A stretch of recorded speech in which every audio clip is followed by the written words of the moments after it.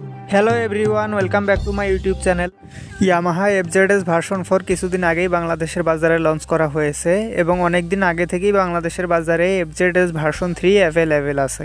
তাই আজকের ভিডিওতে আমি আপনাদেরকে জানাবো এফজেডএস ভার্সন 3 এবং ভার্সন 4 এর মধ্যে কী কী সাদৃশ্য এবং পার্থক্য আছে তার সম্পর্কে। আর ভিডিওর শেষ অংশে আমি আপনাদেরকে বলবো এই দুটি বাইকের মধ্যে কোনটি আপনার জন্য ভালো হবে। তো চলুন আর কথা না বাড়িয়ে ভিডিওটি শুরু করা যাক। লুকস, এফজেডএস ভার্সন 3 এর সামনে ব্যবহার করা হয়েছে এরকম ডিসেন্ট লুকিং এলইডি বাল্ব সেটআপের হেডল্যাম্প এবং পিছনে ব্যবহার করা হয়েছে এরকম স্পোর্টি এলইডি টেইল ল্যাম্প। তার সাথে আছে 13 লিটারের মাস্কুলার ফিউল ট্যাঙ্ক এবং ফিউল ট্যাঙ্কের উপরে প্লাস্টিকের হালকা বডি ফেয়ারিংয়ের সাথে রয়েছে ইয়ামাহা এবং এফজেড সিরিজের 3D লোগো। আর বাইকটিতে আছে হ্যালোজেন বাল্বের ইন্ডিকেটর ল্যাম্প। অন্যদিকে ভার্সন 4 এর সামনে ব্যবহার করা হয়েছে এরকম ডিসেন্ট লুকিং এলইডি বাল্ব সেটআপের হেডল্যাম্প এবং পিছনে ব্যবহার করা হয়েছে এরকম sporty LED tail lamp.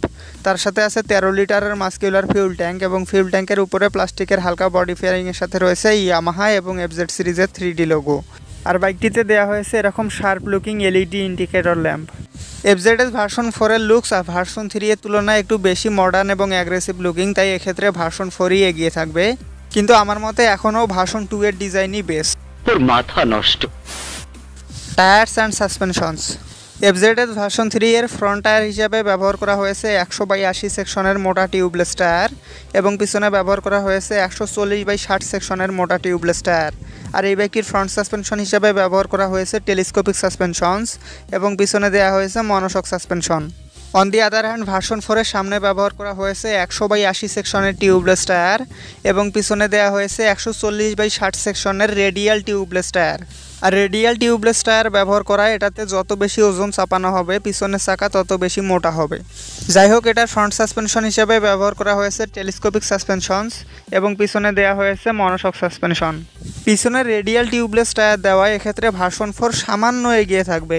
Instrument cluster, version 3তে ব্যবহার করা হয়েছে ফুল ডিজিটাল ইনস্ট্রুমেন্ট ক্লাস্টার বা স্পিডোমিটার, যেখানে RPM meter, speedometer, odometer, trip meter, service reminder, ABS indicator সহ সকল বেসিক ইনফরমেশন শো করে।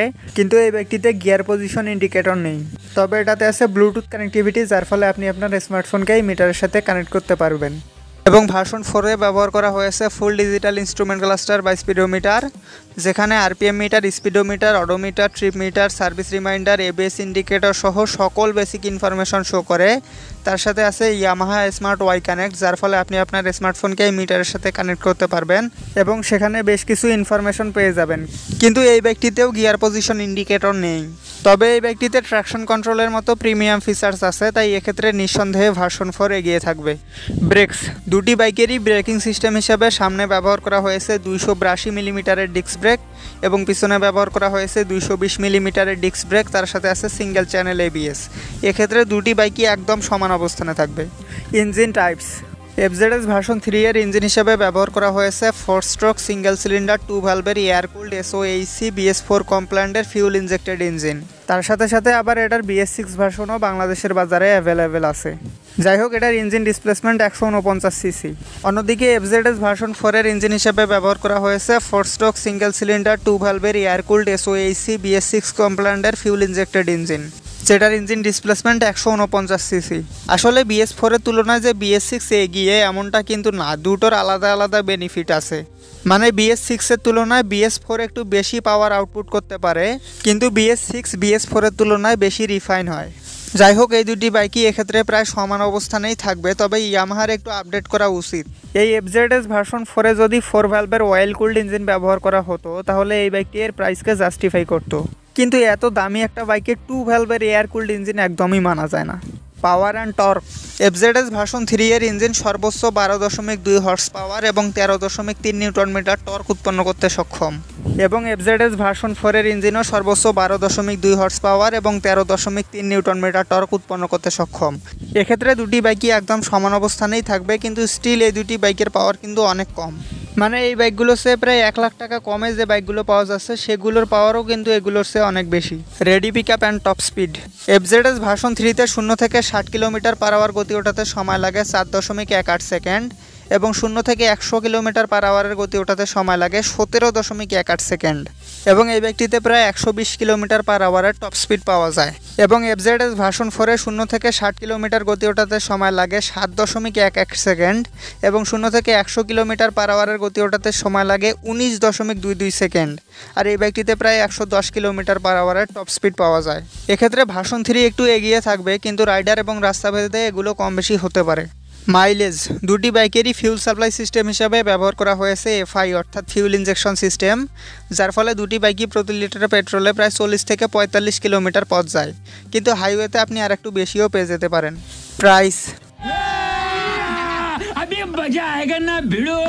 বাংলাদেশে ইয়ামাহা এফজেডএস ভার্সন 3 এর বর্তমান বাজার মূল্য 2,58,500 টাকা এবং এফজেডএস ভার্সন 4 এর বর্তমান বাজার মূল্য 2,99,500 টাকা।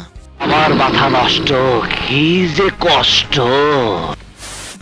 এখন প্রশ্ন হলো, এই দুটি বাইকের মধ্যে কোনটি আপনার জন্য ভালো হবে?